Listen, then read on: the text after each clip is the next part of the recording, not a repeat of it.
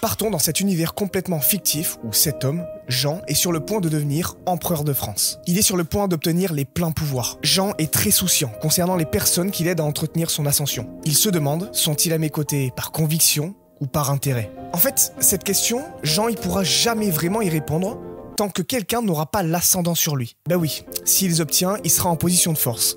Donc chaque personne tentant de prendre sa place ou de le confronter fera sans doute face à de lourdes conséquences. Il n'a aucun moyen de connaître le niveau de sincérité des hommes politiques qui le soutiennent. C'est la paranoïa dans laquelle tombent beaucoup de personnes qui réussissent financièrement et médiatiquement. Comme notre futur empereur, il s'interroge constamment sur la sincérité des relations qu'ils entretiennent. Écoutez bien cette phrase. Il est extrêmement facile d'être gentil avec celui qui a l'arme dans les mains.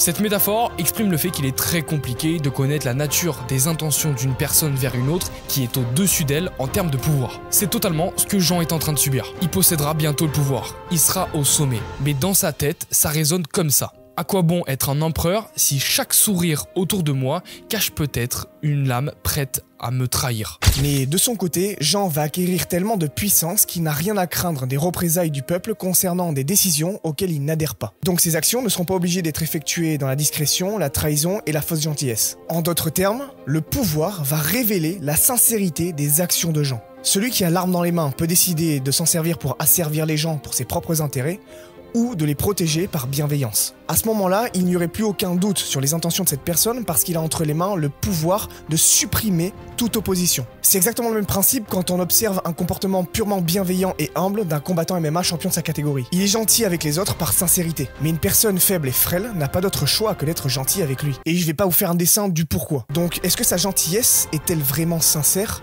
ou nécessaire? C'est là où est toute la question. Faut-il du pouvoir pour révéler la sincérité de nos actes? Eh bien, ce qui est sûr, c'est que lorsqu'une personne est en capacité de faire une chose et son contraire, son choix d'aller dans une direction ne peut être que par conviction. Mais une personne qui est tout en bas de la hiérarchie, elle n'a pas le choix que de se soumettre à cette hiérarchie, sous peine de subir des conséquences qu'elle ne saurait ni gérer, ni assumer. On peut vous garantir que si vous donnez 10 millions d'euros au premier étudiant profondément écologiste, il s'en servira probablement pour prendre 6 fois l'avion dans les 3 prochains mois et faire ses destinations de rêve. Ah, là tout d'un coup, avec le pouvoir que lui offre l'argent, ses convictions concernant la pollution de l'aviation de tourisme s'envoleraient complètement. Et c'est exactement ce dilemme qui ronge l'esprit de Jean. À l'aube de son règne, il se pose cette question. Le pouvoir corrompt-il ou ne fait-il que révéler ce qui est déjà présent en nous? Il observe les hommes qui l'entourent, ceux qui lui jurent fidélité aujourd'hui, et se demande combien d'entre eux retourneraient leur veste s'il était destitué demain.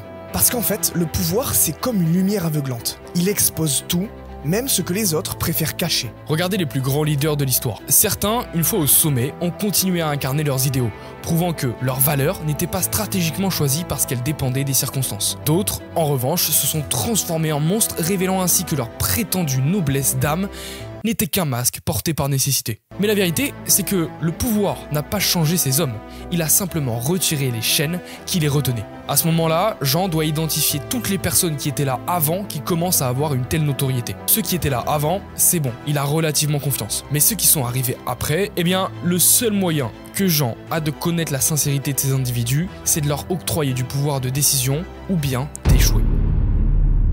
Et c'est à ce moment-là qu'on verra qui sera là pour lui lorsqu'il aura besoin d'épaules sur laquelle s'appuyer. Maintenant, imaginez qu'on donne à n'importe quelle personne le pouvoir d'exercer des forces en faveur de leurs idées ou à l'encontre de leurs idées. Combien de masques tomberaient? C'est ça qui serait intéressant. Donner la possibilité et la tentation aux gens d'incarner leurs idées ou des idées contraires. Et à ce moment-là, nous aurions la certitude des intentions des gens. Mais tant que ces personnes-là sont prisonnières des circonstances, il n'y a que 2 choix qui s'offrent à elles. Tomber dans le déni en adoptant des valeurs en faveur de ces circonstances par confort mental, ou alors faire preuve de résilience et changer sa situation. Quand une personne fait partie de la classe moyenne et n'a aucun pouvoir d'achat, et qu'elle vous sort cette phrase « L'argent ne fait pas le bonheur », cette phrase n'a aucune valeur sincère. Pourquoi ?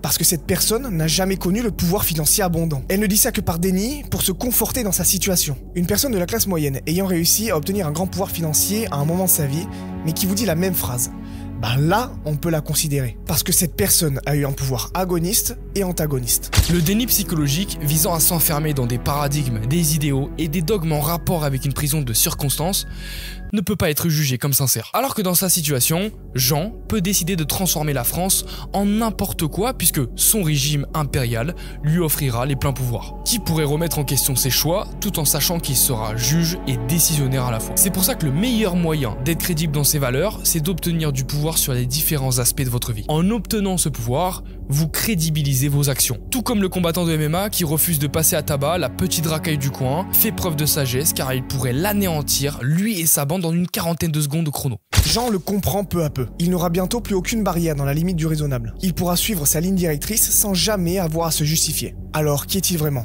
Un souverain juste et sage ou un futur dirigeant avide de domination? La réponse ne viendra pas de ses paroles, ni même de ses intentions, mais de ses actes lorsqu'il n'aura plus de contraintes. Et c'est là que réside le piège du pouvoir. Car une fois qu'on l'a en main, il ne pardonne aucune faiblesse. On ne peut plus se cacher derrière des circonstances limitantes et on ne peut plus prétexter l'impossibilité. Quand on ne dépend plus de personne, on devient enfin libre. Mais cette liberté est un test d'honnêteté impitoyable. Cette liberté, ce pouvoir, est simplement le révélateur de vérité. Parce qu'il est facile pour une personne de dire « si j'étais au pouvoir, je ferais ci, si j'avais le pouvoir, je ferais ça ».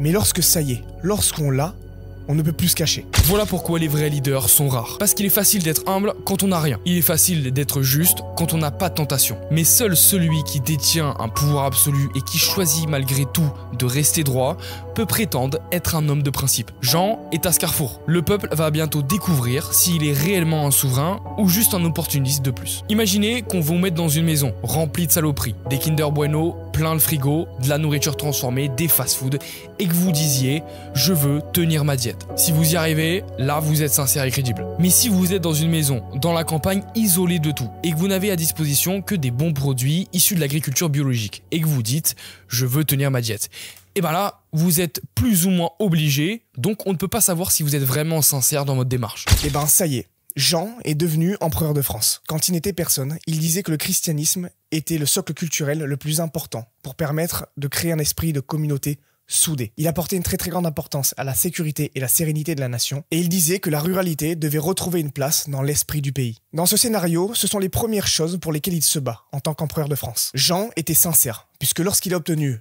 le plein pouvoir, il a maintenu ses idéaux. Le pouvoir ne corrompt pas les hommes. Il révèle simplement leur vraie nature. Lorsqu'une personne change de trajectoire parce qu'elle obtient la possibilité de faire autrement, ce n'est pas par corruption, mais parce qu'elle a toujours manqué de sincérité sur ses intentions. Merci pour votre attention, n'hésitez surtout pas à rejoindre notre groupe Discord qui se trouve en description pour créer une armée de gens déterminés. Suivez-nous également sur notre compte Instagram qui s'affiche juste ici.